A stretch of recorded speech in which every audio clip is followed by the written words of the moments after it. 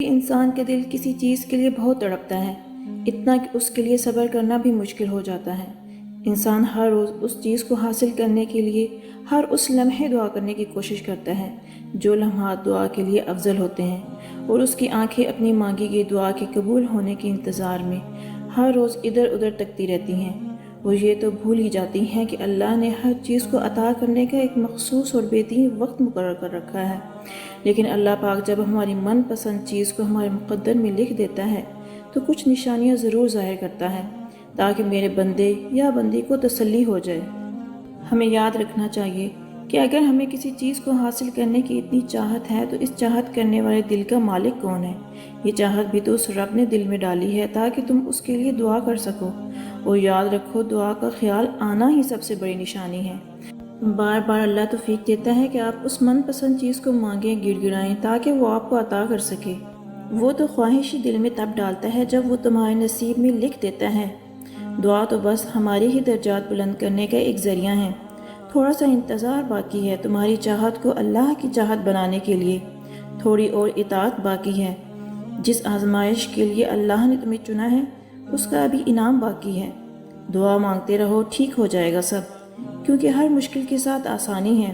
اللہ کی طرف سے کی گئی دیر میں کتنی خیر ہے، یہ تمہیں تب سمجھ آئے گا جب تمہارے صبر کے اشکبار سجدے شکر کے سجدوں میں بدل جائیں گے، اور اس وقت تم کانپتے لبوں سے اس کے المجیب ہونے کی گواہی دو گے، اور پھر یہ دل اس کی محبت سے پھٹنے لگے گا اور اپنی قسمت پر تمہیں رشک آئے گا۔ وہ جب تمہاری دعاؤں کو قبولیت کے لیے چن لیتا ہے تب وہ تمہارے دل میں دعا کا خیال بھی خود ہی ڈال دیتا ہے۔ ہمیشہ مجھ سے یہ سوال پوچھا جاتا ہے کہ وہ من پسند چیز پر کن کیوں نہیں کہتا؟ ہم انسان ہیں نا، اس لیے یہ بات کبھی نہیں سمجھ سکتے کہ اس ایک لفظ کن کی کیا اہمیت ہے۔ یہ وہ لفظ ہے جس سے پوری کائنات بنا دی گئی، اور ختم بھی اسی لفظ پر ہی کر دی جائے گی، سو اس لفظ کو ایسے ہی کہہ دیا جائے؟ نہیں، وہ کن تب کہتا ہے جب اپنے بندے کے لیے بہترین کا وسیلہ بنا دیتا ہے۔ وہ چاہتا ہے کہ میرا بندہ صبر کرے۔ کیا اس کا حق نہیں کہ اس سے محبت جتائی جائے؟ کیا اس کا حق نہیں کہ اس کے لیے تھوڑا انتظار کیا جائے؟ اور ایسا تو ہو ہی نہیں سکتا جو خواہش تمہاری زبان پہ رواں رہتی ہے وہ تمہیں نہ ملے۔ جانتے ہو وہ دعا کی توفیق دیتا ہی تب ہے جب اس نے کن کہنا ہو، ورنہ ہمارے آس پاس کتنے ہی ایسے لوگ ہیں جو دعا بھی نہیں مانگتے، صرف یہ سوچ کے کہ خدا نہیں سنتا۔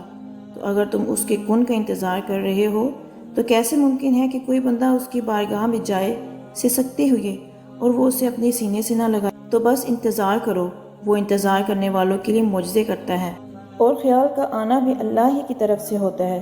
اکثر میرے دل میں ایک بات آتی ہے کہ کیا جو لوگ کسی کے لیے اچھا نہیں سوچتے، کیا وہ بھی اللہ کی طرف سے ہوتا ہے؟ اس کا جواب بھی خود ہی مل گیا کہ وہ خیال شیطان ڈالتا ہے، وہ ہمیں اللہ سے دور کرنے کے لیے کرتا ہے۔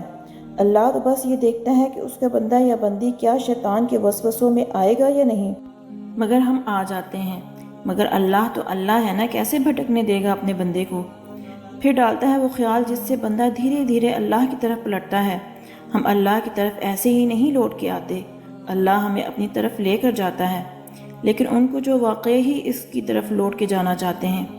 بن مانگے بہت کچھ ملتا ہے پر سب نہیں ملتا۔ ہدایت بھی اسے ملتی ہے جس کو اس کی چاہت ہوتی ہے، تو جس چیز کی چاہت ہونا وہ اللہ سے مانگتے رہا کرو۔ اسے اپنے بندے مانگتے ہوئے بہت پسند آتے ہیں، اور وہ مانگنے کی توفیق بھی انہیں دیتا ہے جنہیں وہ عطا کرنا چاہتا ہے۔ جزاک اللہ خیرہ۔